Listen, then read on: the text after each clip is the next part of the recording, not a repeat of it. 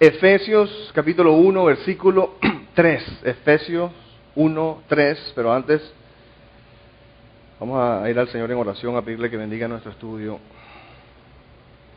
Padre, te pedimos, Señor, una vez más en el nombre de Jesús, obviamente, de que tomes este estudio que tú me diste, utilices mi voz, pero sobre todo, Señor, unge nuestros corazones para entender y escuchar no la voz de un pastor, Señor, ni las ideas humanas de nadie, porque ahí no hay libertad en escuchar tu voz. Así que, Señor, utiliza los medios en cierta forma inadecuados, mas sin embargo en tu poder tú puedes utilizarlo. Ciertamente si utilizaste un burrito para hablarle a Balac, Señor, puedes utilizarme a mí para hablarnos a todos. Acorde a tu palabra, Padre. Unge nuestro servicio y permítenos salir de aquí con un mejor conocimiento de tu gracia y de lo que has hecho por nosotros. Pon el viento en nuestras velas, Señor, te pedimos. En el nombre de Jesús. Amén. Ok. Bueno, la semana pasada veíamos en los versículos 1 y 2 de Efesios, que lo estuvimos empezando, lo primero que veíamos prácticamente dos cosas, que la audiencia de Pablo en esta epístola son los santos y los fieles o creyentes en Cristo Jesús, como vemos en el versículo 1, dice Pablo, apóstol de Cristo Jesús, por la voluntad de Dios, a los santos y fieles en Cristo Jesús, que están en Éfeso. Y vemos que Pablo, y como vamos a ver hoy, lo que va a estar es explicando el Evangelio, pero lo que veíamos entonces es que el Evangelio no es solo para los inconversos, el Evangelio es también para los creyentes. Y veíamos la vida cristiana como la analogía de ver la vida cristiana como un velero, donde la ley de Dios, sus preceptos, la descripción de la vida perfecta, de la vida piadosa, de cómo vivir y todo esto es el bote en sí. Mas sin embargo el Evangelio, el amor de Dios, lo que Dios en Cristo ha hecho por nosotros, su favor, su gracia, su amor incondicional es lo que pone el aire, el viento en las velas y es lo que impulsa o energiza la vida cristiana. Después veíamos los siameses, estábamos estudiando los siameses de Pablo, gracia y paz, en el versículo 2 que dice que Dios nuestro Padre y el Señor Jesucristo les concedan gracia y paz. Y veíamos que esto no es simplemente una expresión más de un saludo, como un saludo inicial, sino que Pablo presenta el Evangelio como encabezado en todas sus epístolas cuando dice gracia y paz, porque la gracia veíamos que la gracia es la raíz del Evangelio y la paz es el fruto del Evangelio. Bueno, hoy vamos a estar estudiando los versículos 3 al 14. Versículos 3 al 14. Y quiero que sepan algo, en el original, aquí en el castellano los traductores nos han puesto puntos y apartes y separados y qué sé yo, pero en el original no hay puntos, no hay nada que separe. Lo que quiero decir es que los versículos 3 al 14 son una sola oración. Imagínate, es como si Pablo empezara con el fuego del Espíritu a querer expresarnos las maravillas de lo que Dios ha hecho por nosotros y todo esto, y lo expresa en una sola oración larguísima. Mira, muchos teólogos que consideran que Pablo en cierta forma estaba expresándose en este momento en un estado de éxtasis controlado. No es que Pablo estaba loco, sino que en un estado de éxtasis controlado, Pablo viene y nos despliega en una sola oración larguísima, del versículo 3 al 14, lo que vamos a estar leyendo. Mira lo que dice, Efesios 1:3, dice, alabado sea Dios, Padre de nuestro Señor Jesucristo, que nos ha bendecido en las regiones celestiales con toda bendición espiritual en Cristo. Dios nos escogió en Él antes de la creación del mundo para que seamos santos y sin manchas delante de Él. En amor nos predestinó para ser adoptados como hijos suyos por medio de Jesucristo, según el buen propósito de su voluntad, para alabanza de su gloriosa gracia que nos ha conseguido en el amado. En Él tenemos la redención mediante su sangre, el perdón de nuestros pecados, conforme a las riquezas de la gracia que Dios nos dio en abundancia con toda sabiduría y entendimiento. Él nos hizo conocer el misterio de su voluntad conforme al buen propósito que de antemano estableció en Cristo, para llevarlo a cabo cuando se cumpliera el tiempo, reunir en Él todas las cosas, tanto las del cielo como las de la tierra. En Cristo también fuimos hechos herederos, pues fuimos predestinados según el plan de aquel que hace todas las cosas conforme al designio de su voluntad, a fin de que nosotros, que ya hemos puesto nuestra esperanza en Cristo, seamos para alabanza de su gloria. En Él también ustedes, cuando oyeron el mensaje de la verdad, el evangelio que les trajo la salvación, y lo creyeron, fueron marcados con el sello que es el Espíritu Santo prometido.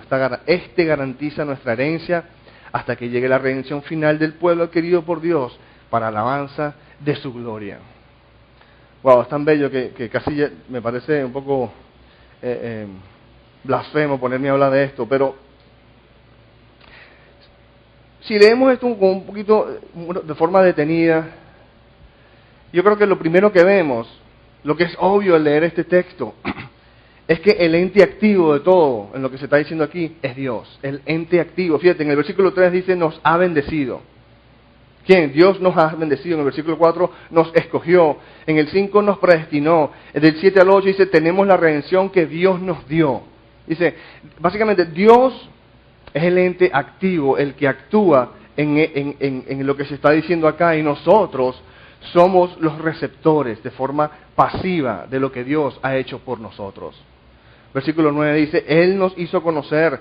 En el 11 dice, fuimos hechos herederos. Fíjate, Él nos hizo de forma pasiva. Nosotros fuimos hechos. No es que nosotros nos ganamos o trabajamos para fuimos hechos herederos. Él mismo dice que fuimos predestinados. Y en el versículo 13 dice, ustedes fueron marcados. Y mira, no me gusta decir la religión cristiana, pero la creencia cristiana se diferencia de las demás creencias en el hecho de que en la creencia cristiana el que hace la obra no es el ser humano. La religión cristiana no está definida por una escalera donde el hombre escala y se gana la aprobación de Dios y llega a Dios. Está definida por una cruz donde Dios en su misericordia se baja a donde estamos nosotros.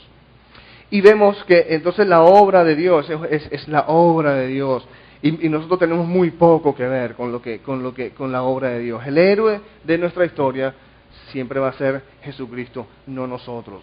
Mira, y en esto hay buena noticia, porque la buena noticia es básicamente que quienes somos nosotros, nuestra identidad no tiene nada que ver con lo que nosotros hacemos. Nuestra identidad no tiene nada absolutamente que ver con lo que nosotros hacemos. No, nuestra identidad tiene que ver con el hecho de que Dios ha decidido poner su amor sobre nosotros. Nuestra identidad no es que yo estudio y soy ingeniero, o ahora soy pastor, o es que yo soy cantante, o yo soy ingeniero químico, o yo soy financista, yo soy el gerente de acá, esas identidades llevan en última instancia a la miseria. La verdadera identidad que tú tienes es algo que no tiene nada que ver contigo. Lo único que tiene que ver es en el hecho de que Dios ha decidido poner su amor, que su amor repose sobre ti. ¿Quién soy yo? Yo soy un ser humano amado incondicionalmente por el Dios del universo. Ese es quien tú eres.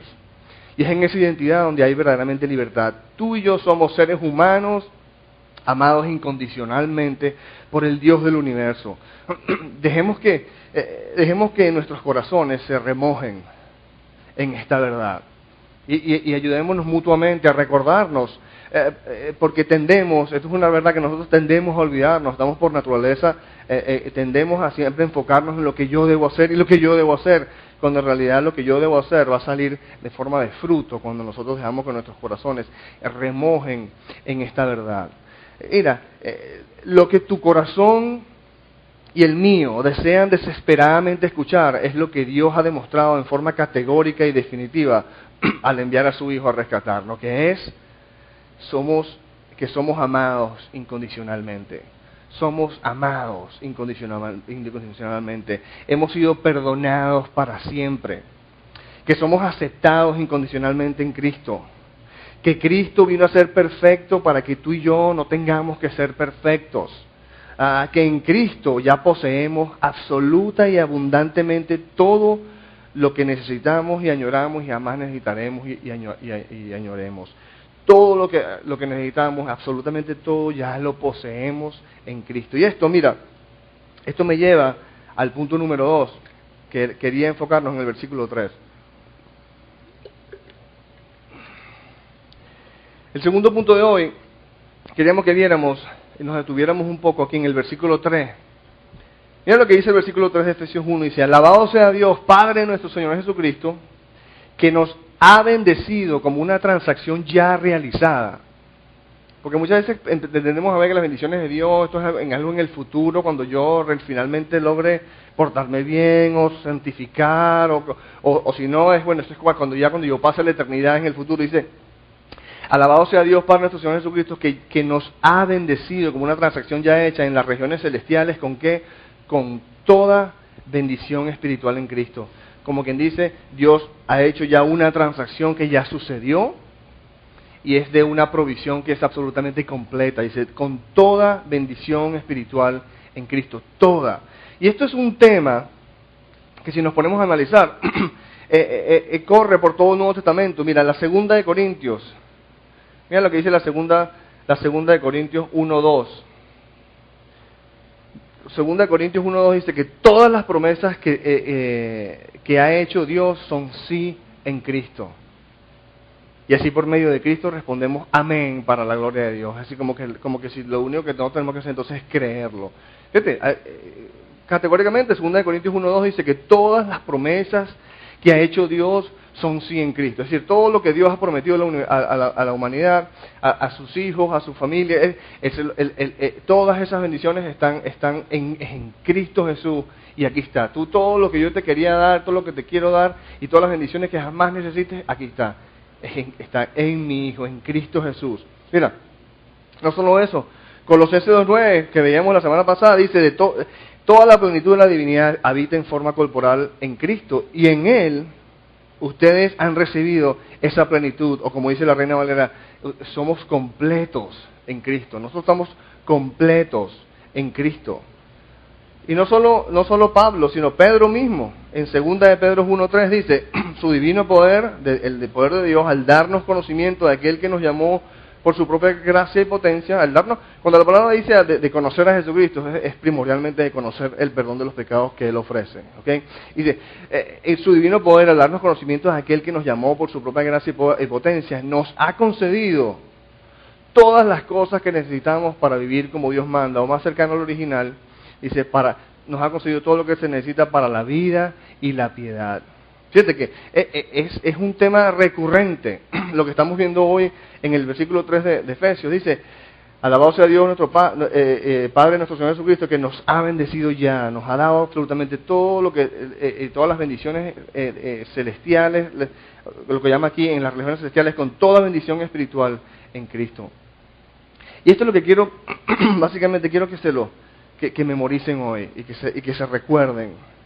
Y es el simple hecho de que todo lo que necesitamos, todo lo que añoramos en Cristo, ya lo poseemos. Y quiero que esto es una verdad clave para nuestra santificación. ¿Ok? Porque muchas veces, nos conformamos con que Cristo nos salve del infierno y tener la esperanza de que cuando pasemos la eternidad estamos salvos y no vamos a ir al infierno y todo esto. Pero Cristo vino a este mundo no solo a salvarnos del infierno, sino también a hacernos felices. Mira, todo lo que necesitamos y añoramos en Cristo ya lo poseemos. En Cristo Dios ya nos los ha dado. El pecado, y esto es una expresión, esto es una verdad que quiero que no simplemente la escuchen y se olviden, o que la escuchen y la tomen en fe. Yo quiero que esta verdad que les voy a explicar aquí, que la tomen y la pongan a prueba en su vida práctica, en sus casas, en sus vidas diarias. Muchas veces tendemos a separar la teología y las cosas que escuchamos en la iglesia en los domingos, pero ya entonces el lunes es la vida diaria y bueno, esto no. No, yo quiero que agarren esto y lo pongan a prueba. Que el pecado, detrás de todo pecado, es el pecado de la incredulidad. El no creer que todo lo que necesitamos y añoramos en Cristo ya lo poseemos. ¿Ok?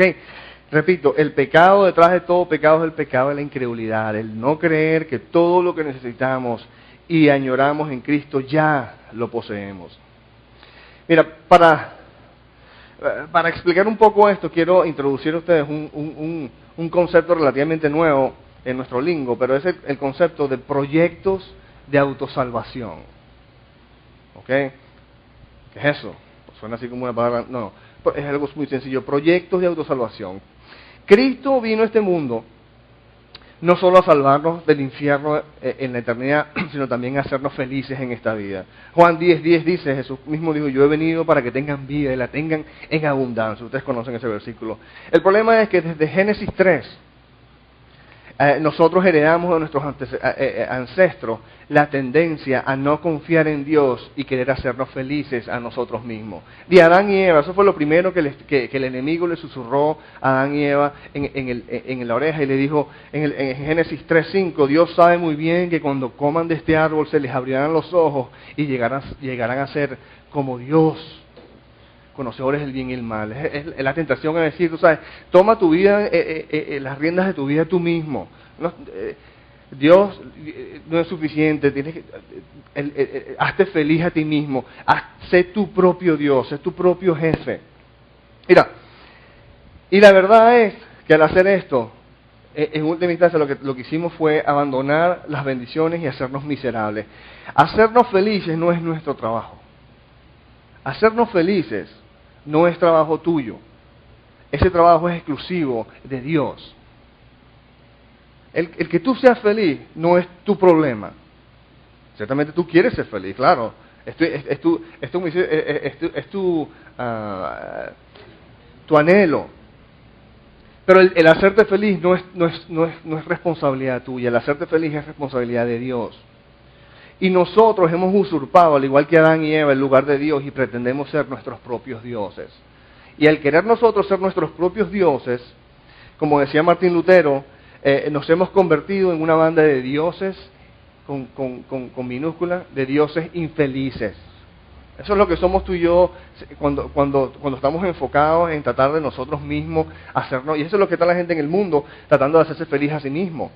Okay, conocen el perdón de los pecados, conocen a Dios, pero entonces estamos aquí ya, y entonces sí, ok, bien, bacano, queremos ir al infierno, estamos ya listos preparados para ir a la eternidad, pero ¿sabes qué? Pero seguimos que Cristo es para la eternidad, pero ahora aquí yo todavía tengo la responsabilidad, yo quiero ser feliz y voy a ponerme manos a la obra, a ser feliz, y en ese proceso lo que hemos hecho es usurpar el lugar de Dios y nos hemos convertido en dioses, en un montón de dioses infelices.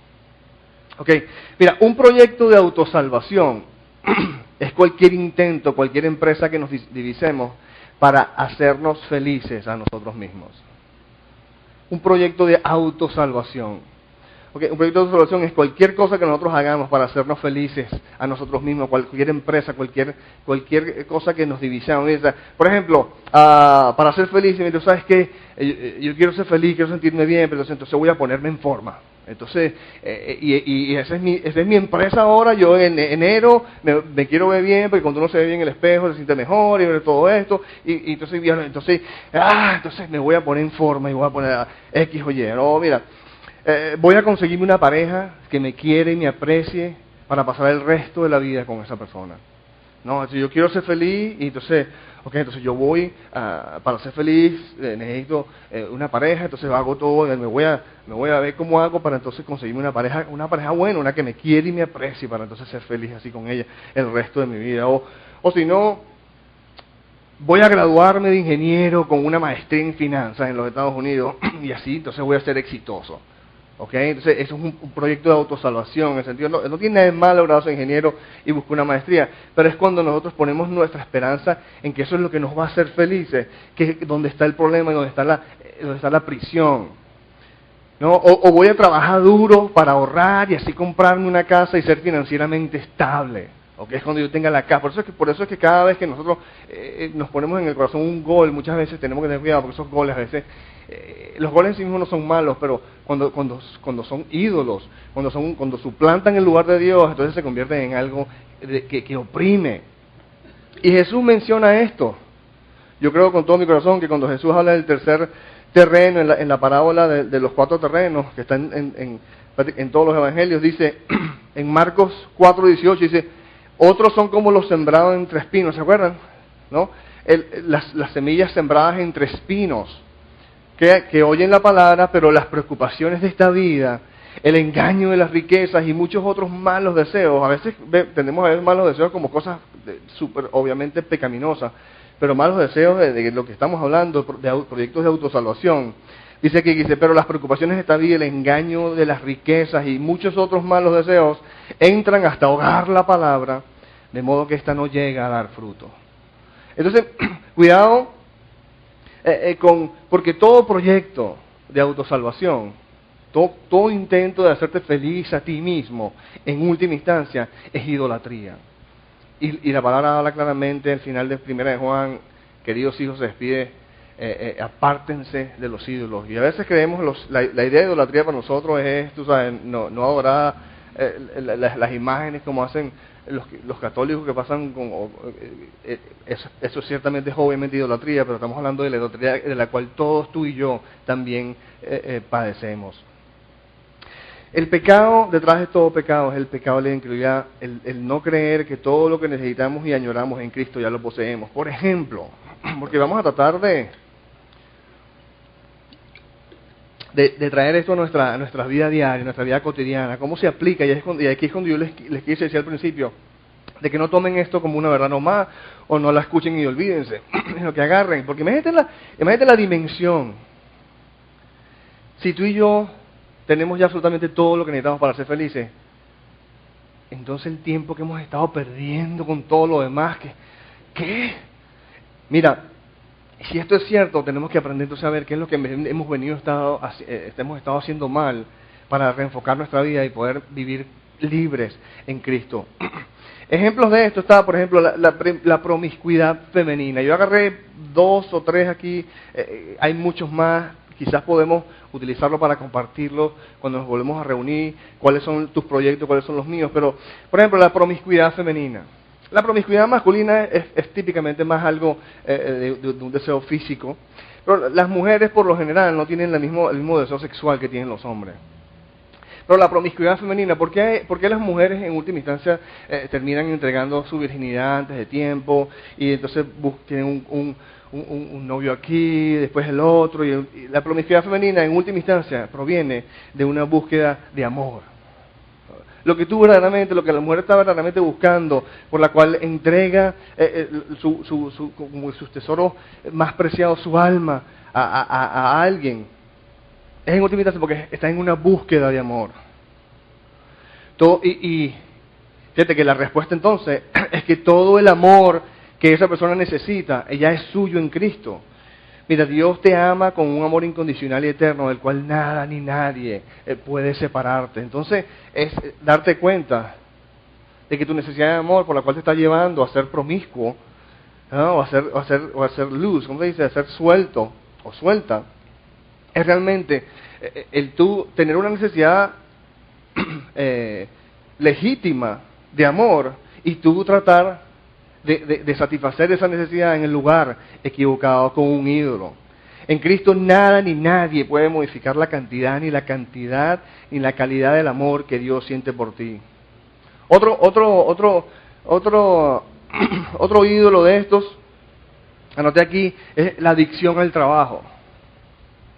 Los workaholics, la adicción al trabajo, y hay gente que, bueno, pues, porque después de todo, trabajar es algo digno, y la palabra nos dice que 6 días debemos trabajar, y en el 7º descansamos. Trabajar es un mandato de Dios, y es edificante y todo esto, pero la adicción al trabajo, cuando abandonamos y descuidamos a nuestra familia por trabajar más, y a lo mejor descuidamos no solo a nuestros hijos, sino a nuestras esposas, y la adicción al trabajo, detrás de todo, si lo pelamos y vemos esa cebolla, le pelamos hasta el final y llegamos a la raíz del asunto, no es más que una búsqueda de seguridad, de valor, de significado y de identidad.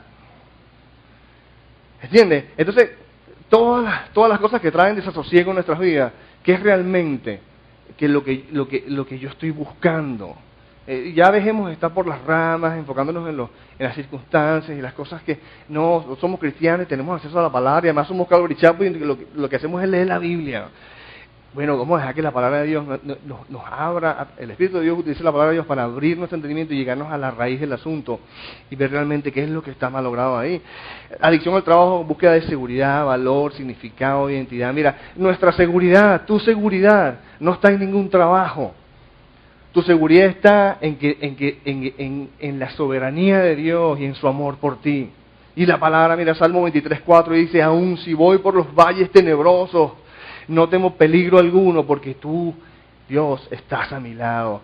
Isaías 43:1 dice, no temas que yo te he redimido, te he llamado por tu nombre, tú eres mío, dice Dios. Dice, cuando cruces las aguas, yo estaré contigo. Cuando cruces los ríos, no te cubrirán sus aguas. Cuando camines por el fuego, no te quemará, ni te abrazarán las llamas. Yo soy el Señor, tu Dios. Y veíamos la semana pasada en Juan 10, dice, mis ovejas oyen mi voz, dice Jesús, yo las conozco y ellas me siguen, yo les doy vida eterna y nunca perecerán, ni nadie puede arrebatármelas de la mano. Mi Padre, que me las ha dado y es más grande que todos, y de la mano del Padre nadie las puede arrebatar, el Padre y yo somos uno. Nuestra identidad, como estamos viendo, no depende de nada más, sino del hecho de que Dios nos ha hecho hijos de Él. 1 Juan 3:1, fíjense qué gran amor nos ha dado el Padre que nos llame hijos de Dios. Mira, nuestra identidad no tiene nada que ver con lo que nosotros hacemos, no. Nuestra identidad tiene que ver con el hecho de que Dios ha decidido poner su amor incondicional sobre nosotros. ¿Quién soy yo? Yo soy un ser humano amado incondicionalmente por el Dios del universo. Otro ejemplo, mire, este obviamente está muy cerca de mi corazón porque despliegues de carnalidad como la ira pecaminosa. Y ustedes saben que yo he conversado muchas veces que ese es mi pecado, yo sufro de esto. Dice, la ira pecaminosa y la depresión, no sufro tanto de depresión, pero sí, el enemigo sí me desanima. Pero la ira pecaminosa y la depresión, muchas veces, por no ser tajante no digo 100%, pero en mi corazón yo siento que es el 100%, pero la ira pecaminosa, expresiones, despliegues de carnalidad como la ira pecaminosa y la depresión ocurren, escucha esto, cuando algo o alguien se interpone entre tú y tu ídolo. Cuando algo o alguien se interpone entre tú y aquello que tú has puesto tu esperanza en creer que es lo que te va a hacer feliz, entonces tú te cruzas porque entonces tú te estás interponiendo en mi felicidad y entonces para yo ser feliz tengo que tener esto, lo otro, pero entonces tú me estás dilatando o que me cruzan acá, yo tengo que llegar rápido al lado para este me viene y no tengo tiempo, porque cuando algo o alguien se interpone entre tú y tu pequeño ídolo que estás añorando, te cruzas y reaccionas carnalmente. Y todo eso, igual la depresión, y todo eso no es más que cautiverio y opresión, por ceguera, de no ver lo que realmente tú necesitas y de ver dónde está el original que ya posees. Lo más loco de todo es que lo que necesitamos ya es nuestro. Como el ejemplo que estaba dando la semana pasada, es como tener $100 billones en el banco y salir a la calle a atracar y a robarnos las carteras de la gente por 100 soles, porque no sabemos que tenemos el $1 billón o los $100 billones en el banco. Y esto, lo que trae el alma humana, no es más que lo que Jesucristo, lo que las enseñanzas, la Biblia enseña como cautiverio, opresión, ceguera. Y Jesús dijo categóricamente, escucha esto, Jesús dijo categóricamente que su misión en la tierra era la de liberar del cautiverio y de la opresión a los que creyeran en Él. ¿Se acuerdan ahí en Lucas 4? Cuando el Señor regresa a Nazaret, y en Nazaret se va a la sinagoga y le dan el rollo del libro de Isaías se va a Isaías 61, donde eso no existía en ese entonces, pero escoge Isaías 61, 1 y dice, el Espíritu del Señor está sobre mí, por cuanto me ha ungido, ¿para qué? Para anunciar buenas nuevas a los pobres, me ha enviado a proclamar libertad a los cautivos, a dar vista a los ciegos, y a poner en libertad a los oprimidos, a pregonar el año del favor o de la gracia del Señor. Jesús mismo ha dicho que su misión es la de liberar liberarnos del cautiverio, como lo puse aquí, de proclamar libertad a los cautivos y dar libertad a los oprimidos y dar vista a los ciegos. Y obviamente nunca sacamos un versículo de contexto, aunque ese versículo es claro, ¿no? Pero Gálatas 5.1, Pablo, el Señor a través de Pablo nos dice que Cristo nos libertó para que vivamos en libertad, por lo tanto manténganse firmes y no se sometan nuevamente al yugo de esclavitud, como queriendo decir, ya en Cristo tienen todo lo que necesitan, ahora no se sometan de nuevo a un yugo de esclavitud en pretender tratar de hacerte feliz a ti mismo, más bien deja que por fe puedas disfrutar de todo lo que Dios ya te dice. Mira, está por aquí en Gálatas, pero la palabra dice que la circuncisión y la incircuncisión, o sea, ser judío o no ser judío, cumplir las leyes de esta manera o la otra, eso no es lo que vale, sino lo que vale es fe expresándose en amor. Cuando tú y yo por fe logramos desenfocarnos de nuestros ídolos, de nuestra bamba, y más bien vemos cuál es la necesidad humana que necesita ser satisfecha, y vemos dónde está la satisfacción para esa necesidad humana en Cristo, y nos damos cuenta y creemos que ya lo tenemos, entonces vivimos como que, imagínate, todo el tiempo en el cual tú y yo consumimos nuestro tiempo, valga la redundancia, en tratar de hacernos felices a nosotros mismos. Si llega un punto donde nosotros no tenemos que estar ocupados en eso, ¿qué vamos a hacer con todo ese tiempo libre ahora? ¿Ah? Saca la cuenta del tiempo que tú gastas en tratar de hacerte feliz. Y si tú de repente encontrás la felicidad en Cristo nomás, ¿qué vas a hacer con todo el tiempo que antes utilizabas en tratar de hacerte feliz? Pues mira, como dice la palabra, en fe vas a expresar tu vida en amor, porque entonces ahora tienes tiempo completamente satisfecho en el Señor, o por lo menos cada día en forma más abundante, de ponerte a darte cuenta de cuáles son las necesidades de tu prójimo y vivir la vida centrada en los demás, no centrada en nosotros mismos. A veces creemos que el Señor nos regaña, que no vivamos nuestra vida centrada en nosotros mismos porque no debemos ser egoístas, como que si debamos ignorar o pretender que no existen nuestras necesidades innatas que tenemos. No, Dios no está pidiendo que ignora tus necesidades, no, deja que cree que en mí yo las he satisfecho y para que entonces seas libre de poder entonces amar a tu prójimo. Mira, suplantar por fe el ídolo con el original trae verdadera libertad al alma humana. Y por eso que le digo que pongan a prueba esto que hemos estado hablando, el de que, mira, todo lo que necesitamos, como lo puse aquí, el pecado detrás de todo pecado es el pecado de la incredulidad, el no creer que todo lo que necesitamos y añoramos en Cristo ya lo poseemos. Mira, pongamos eso a prueba, porque suplantar por fe el ídolo con el original trae verdadera libertad a la alma humana. Por eso que yo creo que Jesús dijo en Juan 8:31, si se mantienen fieles a mis enseñanzas, conocerán la verdad, y la verdad los hará libres. El pecado detrás de todo pecado es el pecado de la incredulidad, el no creer que todo lo que necesitamos y añoramos en Cristo ya lo poseemos. Vamos a poner a prueba esto, hermanos.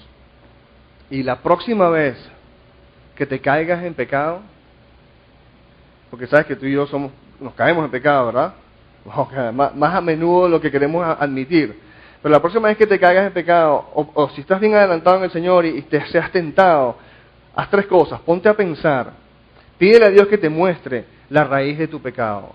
¿Qué es lo que realmente me está haciendo reaccionar así?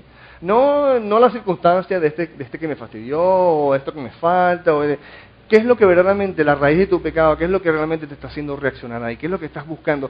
¿Qué es lo que realmente estás buscando? La necesidad humana que estás buscando apaciguar. Señor, enséñame, ¿cuál es la necesidad humana que yo estoy tratando, que hago esto para tratar de apaciguar? Que te muestre el ídolo, o la forma equivocada en que estás buscando satisfacer esa necesidad humana. Y la más importante, porque conocer la mala noticia no es suficiente. Entonces ahora que te muestre en forma particular y específica y práctica en tu vida su provisión en Cristo para tu necesidad humana, el original. Pues lo hemos llamado la necesidad humana, ídolos y originales. Necesidad humana, ídolos y originales. A veces esto nos ayuda a recordarnos, porque quiero que pongan esto a prueba. Quiero que pongan esto a prueba porque nuestra santificación se pondría un cohete en la espalda si viéramos esto cada día más y nos entrenáramos a buscar realmente, no vivir ya por los frutos, sino a la raíz. Muéstrame la necesidad humana, la raíz de mi pecado, lo que estoy tratando de satisfacer, detrás de todo, muéstrame el ídolo, la forma equivocada en que estoy tratando de satisfacerla, y sobre todo enséñame el original, Señor. Muéstrame la forma particular y específica de tu provisión en Cristo para mi necesidad. Ok, estaba tentado a dejarlo ahí, pero quería darles un último punto hoy. Y el punto está basado en el versículo 11. ¿No? En cierta forma, el versículo 11 y hasta el final dice, en Cristo también fuimos hechos herederos. Quiero centrarnos en esa palabra. En Cristo fuimos hechos herederos. Y después en el 13 dice, el sello que es el Espíritu Santo prometido, este garantiza nuestra herencia hasta que llegue la redención final del pueblo adquirido por Dios para alabanza de su gloria. Fíjate que dice, hemos sido herederos y habla de una herencia. Mira, cuando nos reunimos los domingos, escuchad esto, cuando nosotros nos reunimos aquí los domingos, nos reunimos, lo que estamos haciendo, lo que debemos estar haciendo es reunirnos para leer el testamento de Jesucristo. Okay, aquí no deberíamos estar reuniendo tanto como para entonces, bueno, para estudiar la ley y ver esto otro. Eso lo hacemos los miércoles, eso lo hacemos en nuestros devocionales, eso lo hacemos en nuestras cuando nos reunimos aquí los domingos, en realidad, sobre todo los domingos, nos deberíamos estar reuniendo, es para leer el testamento de Jesucristo y enfocarnos en los tesoros que Él nos ha dejado como sus herederos. Herederos porque le hemos entregado nuestras vidas, porque pertenecemos a Él, los que creemos en Él. Entonces, cuando estamos nosotros aquí reunidos, enfocando nuestra vista en que el hecho de que nosotros estamos leyendo un testamento, que no es, bueno, lo que yo tengo que hacer y lo que me tengo que ganar de cierta forma, no lo verbalizamos de esa manera, pero así es como realmente internamente lo vivimos. Y la realidad es que nosotros deberíamos estar aquí abriendo un testamento. Y cuando alguien se muere y se sienta con el abogado, todos los familiares y todo esto, leen el testamento, a veces se tardan horas en leer ese testamento, dependiendo de cuántas cosas haya dejado la persona que murió, ¿verdad?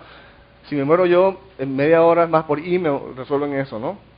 Pero el testamento de una persona millonaria, bueno, vamos a leer, aquí esto se lo dejo a tal, y esto se lo dejo al otro, y se tardan horas en repartir, bueno, imagínate cuánto tiempo nos podemos tardar en leer el testamento de Jesucristo.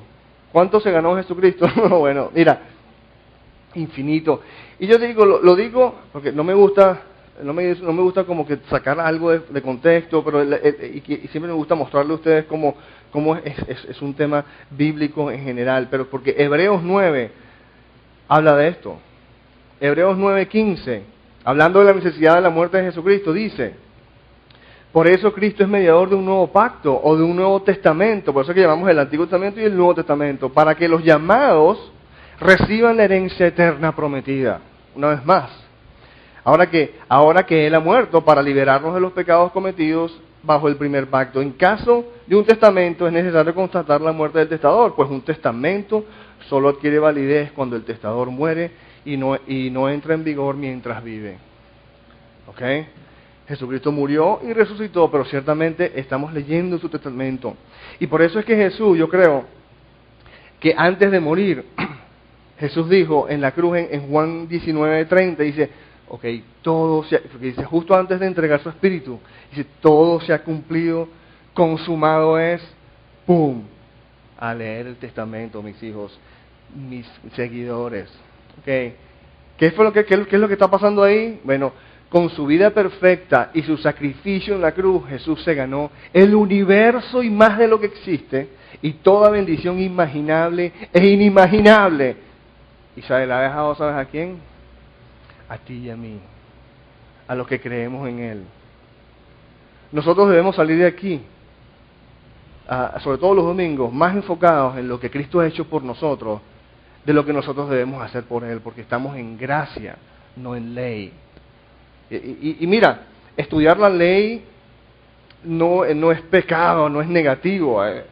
La palabra dice que el que medita en la ley de Dios prospera y todo esto. No estamos poniendo por debajo el estudiar la ley que nos enseña el modo de vivir, que nos ayuda a agarrar nuestra balsa con un montón de lastre y saber lo que es pecado, lo que debe irse, lo que debe venir, y así arreglamos la balsa. Pero lo que nos impulsa es el hecho de lo que Dios hizo por nosotros, no lo que nosotros debemos hacer por Él. Y la semana pasada veíamos que ley y gracia son dos lentes, dos perspectivas con los que se pueden leer la Biblia. Y trata de ver cómo lees tú la Biblia, con los lentes de la ley, con lentes legalistas o con lentes de gracia, como una persona que está bajo la ley, una persona que está bajo gracia. Y lo digo porque abre tu corazón a la posibilidad de que hay legalismo en tu corazón, porque a veces sentimos así y sabemos e identificamos muy bien a los que son legalistas. Y los que son legalistas les cuesta darse cuenta que son legalistas, pues la realidad es que tú y yo todos somos adictos al legalismo, el querer hacernos felices nosotros mismos. Y si con los lentes de la ley, la Biblia se convierte en un libro de reglas y ejemplos a seguir, el enfoque está en lo que tú y yo debemos hacer. Con la gracia, la Biblia se convierte en un libro que apunta al verdadero héroe, Jesucristo. Ya la presión de ser tú el héroe de tu vida, ya eso está levantado. El héroe no eres tú, el héroe es Jesucristo. El enfoque está en lo que Él ha hecho por nosotros. En Lucas 24 el Señor le dice a sus discípulos que fue empezando por Moisés y por todos los profetas y le explicó cómo todo eso refería a Él. Todo se ha cumplido, todo consumado es. La ley es importante, sí, pero con la gracia de Dios, la ley es un guía que muestra el camino de santidad, que nos pone en el amor de Dios. La ley nos dice, sí, esta es la manera perfecta de vivir, pero nos pone el peso de la responsabilidad de estar ahí o de llevarlo a cabo en nosotros. Sí, pero eso es con la gracia. Sin la gracia, leemos la ley de Dios y se convierte más bien en un opresor que impone un yugo paralizante y aplastante que te hace prisionero de tus deberes. Gálatas 5:1, como estábamos leyendo, Cristo nos libertó para que vivamos en libertad. Por tanto, manténganse firmes y no se sometan de nuevo o nuevamente al yugo de esclavitud. Esto me llegó ayer, lo que voy a decir ahorita, me llegó ayer como que, y el Señor me puso que lo compartiera, pero mira, la gracia de Dios, escuchen esto, la gracia de Dios es lo que nos diferencia de los mormones, de los testigos de Jehová, de los adventistas, de los católicos, hablando de esas religiones que están centradas supuestamente en Cristo. Lo que nos hace a nosotros verdaderamente diferentes digamos, al mormón, al testigo de Jehová, al adventista, al católico, es que nosotros conocemos la gracia de Dios y nos enfocamos en lo que Dios ha hecho por nosotros más que lo que nosotros debemos hacer por Dios. Y eso sin mencionar a las religiones que no están centradas en Cristo, como tú sabes, los islámicos, judías, hindúes. Mira, pero el hecho de que nosotros, ¿qué es lo que nos diferencia en realidad? En la gracia de Dios, el hecho de que nosotros vemos a Jesucristo no solo como nuestro ejemplo, sino como nuestra justicia. Y ciertamente la palabra habla de que Jesús es nuestro ejemplo, pero muchas veces nos enfocamos nada más en el ejemplo de Jesús, entonces esto ya está de mi parte, seguir y hacer lo que Él hizo. Y eso es positivo, pero nosotros no nos enfocamos o no debemos simplemente enfocarnos en Jesucristo como nuestro ejemplo, sino Jesucristo como nuestra justicia. Jesucristo como el autor y el consumador de nuestra fe, el que vino a darle cumplimiento a la ley de Dios a favor nuestro, el que vino a satisfacer la perfección que Dios demanda, porque Dios no demanda que tú seas mejor que tu prójimo o el vecino de al lado. Dios demanda la perfección, pero Jesucristo vino a aplacar y a darle cumplimiento a la perfección que Dios demanda para que nosotros no tengamos que ser perfectos. El que nos hace Jesucristo, nuestro enfoque es en Jesucristo, el que nos hace justos delante de Dios. Y esto que voy a decir ahorita probablemente le va a estallar la burbuja a algunos, pero tú sabes que el mundo está lleno de gente que son mejores que nosotros. Vamos a ser sinceros. Nosotros a veces nos damos de cristianos y que somos los mejores porque tenemos al Señor. En forma práctica, el mundo está lleno de gente que son mejores que nosotros en términos de moralidad, o por lo menos aparentan. Pero el punto, por ejemplo, muchas veces, es que se diferencian tus hijos con los hijos de los mormones. Yo no he visto gente que se comporta mejor que las familias mormonas, en el sentido de los hijos y todo lo otro. Es más, mientras más legalismo hay en la casa, más bien se comporta porque hay disciplina y todo esto. Pero la diferencia que hay lo que debe haber entre nuestros hijos y los hijos de los mormones, de la gente moralmente buena, el punto es que Jesucristo no vino a este mundo a agarrar gente mala y hacerlas buenas. O peor aún, como nos hemos desviado a pensar y a dar la sensación, y ciertamente lo que el mundo afuera percibe, es que el cristianismo es básicamente agarrar gente buena y hacerlas mejores. Por ende, yo no pertenezco, mi lugar no está en la iglesia, porque eso es para la gente buena. Al revés, nosotros somos gente malograda.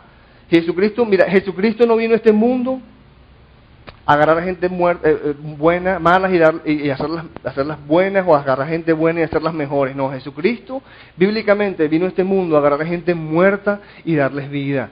Juan 10:10 lo dice claramente: yo he venido aquí a que tengan vida y la tengan en abundancia.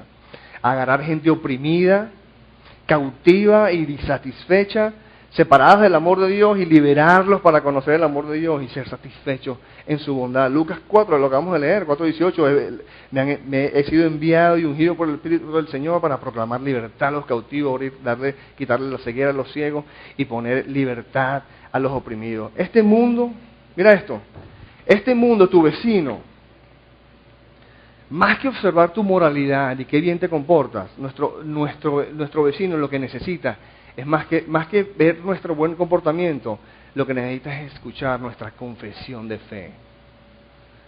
El compañero de al lado lo que necesita escuchar no es tanto que bien nos portamos, y a la final muchas veces lo que hacemos es que no somos quien nosotros somos y aparentamos algo. El vecino de al lado, más que eso, lo que necesita es escuchar nuestra confesión de fe, nuestra libertad en Cristo. El hecho de que tú sabes que yo soy un pecador salvado por gracia y me caigo, pero Cristo pagó por todo, y por eso y en Cristo tengo todo lo que necesito, y por eso tengo suficiente humildad para decirte: ¿sabes qué? Discúlpame, te mentí, te traté mal, eso es producto de mi pecaminosidad, y somos libres para aceptar quién somos y más bien darle la gloria al héroe que es Jesucristo, no nosotros. Y nosotros, mira, sí, nosotros buscábamos vivir acorde a la voluntad de Dios en este mundo, para lo cual estudiamos sus preceptos y todo esto, pero nuestra aceptación delante de Él no depende de nuestro rendimiento, de nuestra capacidad de obedecer. Nuestra aceptación depende del rendimiento, de la eficacia de la obra de otra persona. Aquí el héroe es Jesucristo, nuestro campeón, nuestro héroe, el que nos ha dejado una herencia de bendiciones, la cual nos reunimos todos los domingos para darle lectura a su testamento, para considerar y recibir una a una las bendiciones, los tesoros que Él ha dejado para nosotros, y se pone mejor hasta que Él venga Él mismo a sacarnos de aquí. Amén. No, mira, eso es lo que tú y yo somos. Nuestro vecino no necesita. Mira, las personas que a mí más me han bendecido, y piénsalo, no son las personas que aparentan ser perfectas. Las personas que aparentan ser perfectas más bien te desaniman. Porque, ok, eso está bien para él, que es perfecto, yo no. La persona que más te bendice es la persona que es igual que tú y sufre las mismas cosas, y sin embargo pareciera poseer algo que yo no poseo, y no está condenada al respecto, y se cae pero se recupera, y no tiene peros para pedir disculpas, y hay una libertad que, ¿de dónde sale eso? Yo me recuerdo, mire, con mis hijos, lo peor que tú le puedes hacer a un niño, bueno, no que lo peor, pero de las cosas malas que le puedes hacer a tus hijos es que tus hijos crean que tú eres perfecto. Porque en un momento dado en que decían, ya ni olvídate, ese es papá y mamá que son perfectos. Yo no, si papá y mamá perfectos, no, lo mejor que tú le puedes hacer a tus hijos es no caerte a propósito, pero cuando te cae, humillarte y decirle: ¿sabes qué? Papi y mami están en el mismo bote contigo, somos pecadores y salvados por gracia, Cristo pagó por todo. Y de vez en cuando a nuestros hijos, que cuando somos niños necesitamos más ley, pero de vez en cuando también recordarles: ¿sabes qué? Tu pecado, dale gracias a Dios, porque ese pecado te mandaría al infierno, pero Cristo pagó por todo, así que dale las gracias, ¿no? Enfocados en la libertad que tenemos de Jesucristo, no tanto como nuestro ejemplo, que sí es nuestro ejemplo. Yo no estoy diciendo que Jesucristo no debe ser nuestro ejemplo, porque es bíblico, pero en más de qué haría Jesucristo, es decir, ¿qué hizo Jesucristo? Para que entonces el héroe de nuestra fe, el héroe de nuestra vida se convierta en no nosotros mismos, sino Jesucristo, el único que verdaderamente se merece toda la gloria. Como cierre, no quiero cerrar nuestros servicios, sobre todo los de los domingos, sin recordarles lo siguiente. Recuerden siempre, hermanos, Y recordémonos siempre uno a otros, somos amados, son amados incondicionalmente, con un amor indestructible que nunca se acaba ni se detiene. Han sido perdonados por todo y para siempre. Cristo vino a ser perfecto por ustedes para que ustedes no tengan que ser perfectos, y en Cristo ya poseen absoluta y abundantemente todo lo que añoran y necesitan. No pierdan tiempo en proyectos de autosalvación, solo todo lo que sus almas añoran y necesitan. Más bien, cuando caigan en pecado, pídanle a Dios que muestre la raíz de lo que verdaderamente están buscando, la necesidad humana que están buscando apaciguar, que les muestre el ídolo, la forma equivocada en que están buscando satisfacer su necesidad humana, y que les muestre, más importantemente, en forma particular y específica, su provisión en Cristo, la provisión que Dios nos ha dado en Cristo para satisfacer esa necesidad, el original. Amén. Padre, te damos gracias, Señor.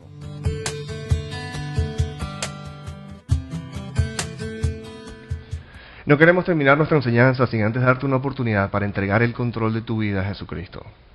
No estoy hablando acerca de hacerte religioso o de afiliarte a alguna iglesia en particular. Estoy hablando acerca de conseguir verdadera vida, paz y gozo a través de una relación personal con el Señor Jesucristo. Si estás decidido, repite conmigo: Señor Jesucristo, me arrepiento de todos mis pecados. Te pido que entres en mi vida. Sé mi Señor y Salvador. Ahora que formalmente le has entregado tu vida a Jesucristo, entiende lo siguiente: Jesucristo guía a su pueblo a través de su palabra, la Biblia.